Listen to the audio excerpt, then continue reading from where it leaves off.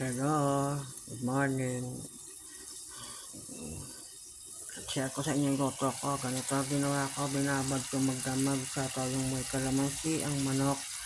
Tapos pinakulaan ko sila. Ganito, pakuluan nyo ganito. Kaya ganyan kulay nyo, nilagyan ko ng ketchup.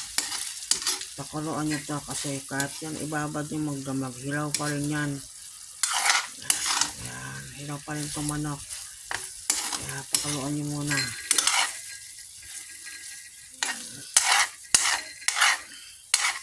Bawasan natin ito sa mayosep.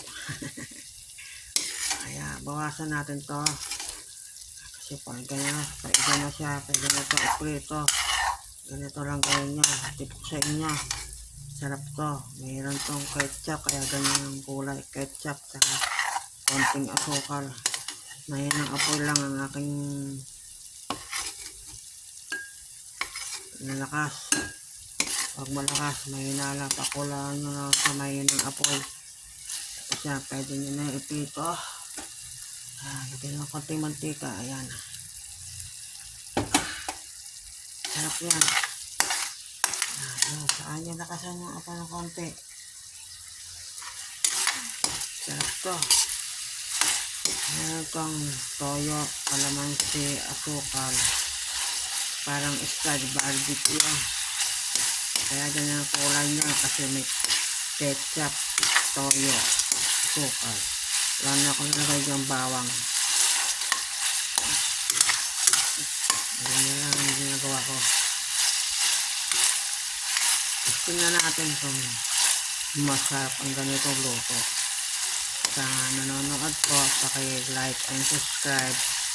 Testing lang po ito kung masarap siya.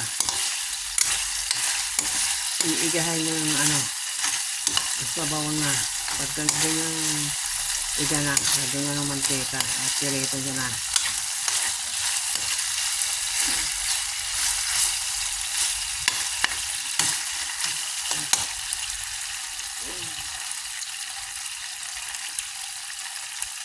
Tikman ko ang lasa, masarap.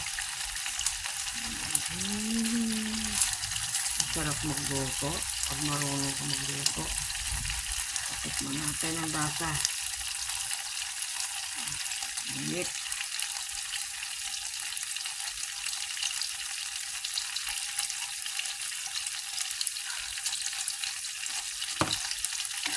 Harap.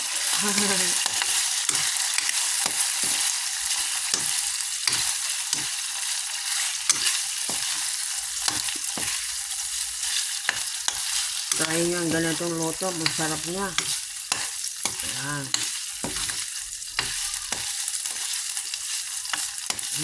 Sarap.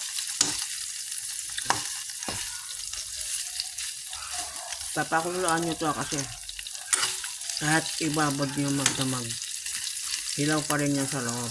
Saka para madaling kagatin, para malambot ang ating manok. Ganon.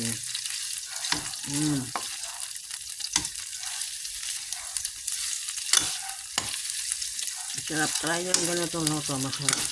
Promise. Lambot ng karne. Kahit yan ibabad nyo, matigas pa rin yan. Kaya sinubukan kong ilaga para malambot. Para malambot yung karne.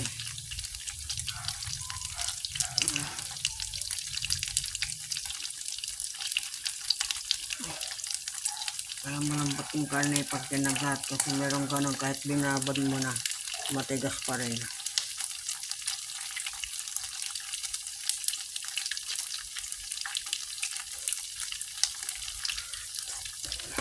No, ang lambot. Ganyan yung gawin nyo para masarap. Masarap na, malambot pa. Paki-like and subscribe po sa mga nanonood. Ganito po gawin ninyo. Ngayon, ibigyan ko lang yung tip para yung ganito madaling tanggalin pagkatapos nyo magprito. Lagyan nyo po ng tubig. Ayan.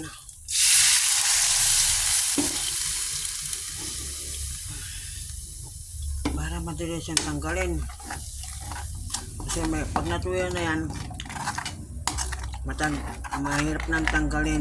Ganyan. Ganyan lang ginagawa ko. Mga tip sa inyo.